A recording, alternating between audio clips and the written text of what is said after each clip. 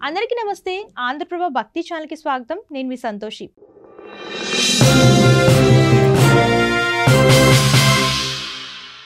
పూరి జగన్నాథ రథయాత్ర దీని గురించి ప్రత్యేకంగా చెప్పాల్సిన పని లేదు. ప్రతి సంవత్సరం జరిగే ఈ రథయాత్రకు దేశ విదేశాల నుంచి భక్తులు భారీగా తరలి వస్తూ ఉంటారు. ఇది కేవలం ఒడిశా రాష్ట్రంలో జరిగే వేడుక కాదు, ప్రపంచవ్యాప్తంగా ఉన్న భక్తులంతా పాల్గొనే మహోత్సవం. పూరిలోని జగన్నాథుని ఆలయంలో శ్రీకృష్ణుడు అన్న బలరాముడు, చెల్లెలు సుభద్రతో కలిసి భక్తులకు దర్శనమిస్తారు. ఇక ప్రతి ఏడాది జరిగే రథయాత్ర స్నాన పౌర్ణమితో ప్రారంభమై తిరిగి దేవతామూర్తులు ప్రధాన ఆలయానికి చేరడంతో ముగుస్తాయి. అత్యంత సుందరంగా అలంకరించిన రథాలలో దేవతామూర్తులు భక్తులను కటాక్షిస్తారు. అయితే నార్మల్గా ఏ ఆలయంలోనైనా ఊరేగింపు సమయంలో మూల విరాట్ను కదిలించరు. ఉత్సవమూర్తులు విడిగా ఉంటారు. కానీ పూరిలో అలా కాదు. బలభద్ర సుభద్రలతో సహా ఈ ఆలయంలో కొలువైన జగన్నాథుడు ఏడాదికోసారి గుడిలోంచి బయటకు వస్తాడు. అంతేకాదు, కొత్త రథాలపై భక్తులకు దర్శనమిస్తాడు. అందుకే ఈ జగన్నాథ రథయాత్రను అత్యంత అపురూపంగా భావిస్తారు భక్తులు. ఇక ఈ రథయాత్ర ఉత్సవం ఆషాఢ మాసం శుద్ధ విధియ రోజున ప్రారంభమవుతుంది. ఈసారి జగన్నాథుని రథయాత్ర జూన్ 27న ప్రారంభమవుతుంది. ఇది 12 రోజుల పాటు జరిగే ఉత్సవం. ఈ ఉత్సవాల్లో ముందుగా జూన్ 11న స్నాన పౌర్ణమి జరుగుతుంది. ప్రస్తుతం జగన్నాథ స్వామి వార్లకు గోప్య చికిత్స కొనసాగుతుంది. 12న మొదలైన ఈ చికిత్స 26వ తేదీ వరకు జరుగుతుంది. ఇక జూన్ 26న గుడించా ఆలయాన్ని శుభ్రపరుస్తారు. దీన్నే గుడించా మార్జన్ అంటారు. ఆషాఢ మాసం శుక్లపక్ష విద్య జూన్ 26 మధ్యాహ్నం 1:25 మొదలై జూన్ 27 ఉదయం 11:19 ముగుస్తుంది. ఈ నేపథ్యంలో 27న జగన్నాథ, బలభద్ర, సుభద్రాదేవి విగ్రహాలను గుడించా ఆలయానికి రథాలలో తరలిస్తారు. జూలై 1న లక్ష్మీదేవి గుడించా ఆలయ సందర్శన, జూలై 4న బహుదాయాత్ర అంటే దేవతలను తిరిగి జగన్నాథ ఆలయానికి తీసుకువస్తారు. ఇక 5న సునాబేస అంటే దేవతలకు బంగారు ఆభరణాలను ధరింపజేసే అలంకరణ ఉంటుంది.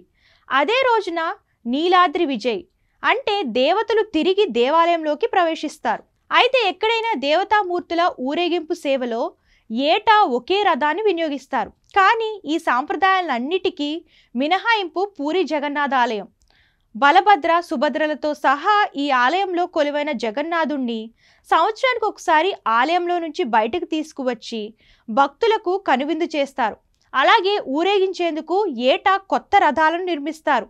అందుకే జగన్నాథుడి రథయాత్రను అత్యంత అపురూపంగా భావిస్తారు భక్తులు. ద్వాపర యుగంలో కంసుణ్ణి వధించడానికి బలరామకృష్ణులు బయలుదేరిన ఘట్టాన్ని పురస్కరించుకొని ఈ యాత్ర నిర్వహిస్తారని కథనం. ద్వారకకు వెళ్లాలన్న సుభద్రాదేవి కోరిక తీర్చే ముచ్చటే ఈ రథయాత్ర అని మరొక కథనం ప్రాచుర్యంలో ఉంది.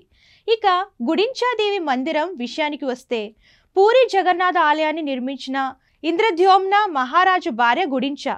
ఆవిడ కూడా జగన్నాథ బలభద్రల కోసం ప్రధాన ఆలయానికి 3 కిలోమీటర్ల దూరంలో ఒక మందిరాన్ని నిర్మించిందట.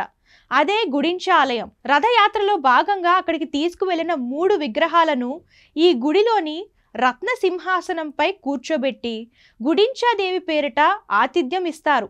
మేళ తాళాలతో గర్భగుడిలోకి వెళ్లిన పండాలు అంటే పూజర్లు ఉదయకాల పూజాధికారులు నిర్వహిస్తారు. తరువాత శుభముహూర్తం ఆసన్నమవగానే మణిమ అంటే జగన్నాథ అని పెద్దగా అరుస్తూ రత్నపీఠం మీద నుంచి విగ్రహాలను కదిలిస్తారు.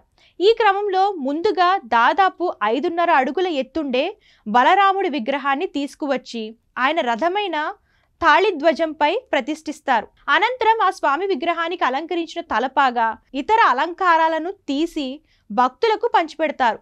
తరువాత జగన్నాథుడి విగ్రహాన్ని ఆలయ ప్రాంగణంలో నుంచి బయటకు తీసుకువస్తూ ఉండగానే జయహో జగన్నాథ అంటూ భక్తులు జయ జయ ధ్వనులు వినిపిస్తాయి. ఇలా 3 విగ్రహాలను రథాలపై కూర్చోబెట్టే వేడుకను పహండి అంటారు. ఈ సమయంలో కులమత భేదాలు లేకుండా అందరూ జగన్నాథుడి విగ్రహాన్ని తాకవచ్చు. ఇక ఈ రథయాత్ర విశాలమైన బొడోదండ గుండా యాత్ర మందగమనంతో సాగుతుంది. లక్షలాది భక్తజనం నడుమ జగన్నాథుడి రథం అంగుళం చొప్పున చాలా నెమ్మదిగా కదులుతుంది. దీన్నే ఘోషయాత్ర అంటారు. భక్తుల తొక్కిసలాటలో చక్రాల కింద ఎవరైనా పడినా దారిలో ఏం అడ్డు వచ్చినప్పటికీ రథం వెనుకడుకు వేసే ప్రసక్తే ఉండదు. ఈ యాత్ర ఎంత నెమ్మదిగా సాగుతుందంటే జగన్నాథుడి గుడి నుంచి కేవలం 3 మైళ్ళ దూరంలో ఉండే గుడించా గుడికి చేరుకోవడానికి దాదాపు 12 గంటల సమయం పడుతుంది. గుడించా ఆలయానికి చేరుకున్న తరువాత ఆ రాత్రి బయటే రథాలలోనే మూల విరాట్లకు విశ్రాంతినిస్తారు. మర్నాడు ఉదయం మేళ తాళాలతో గుడి లోపలికి తీసుకువెళ్తారు. వారం రోజుల పాటు గుడించాదేవి ఆతిథ్యం స్వీకరించిన అనంతరం దశమి నాడు తిరుగు ప్రయాణం మొదలవుతుంది. దీన్ని బహుదా యాత్ర అంటారు.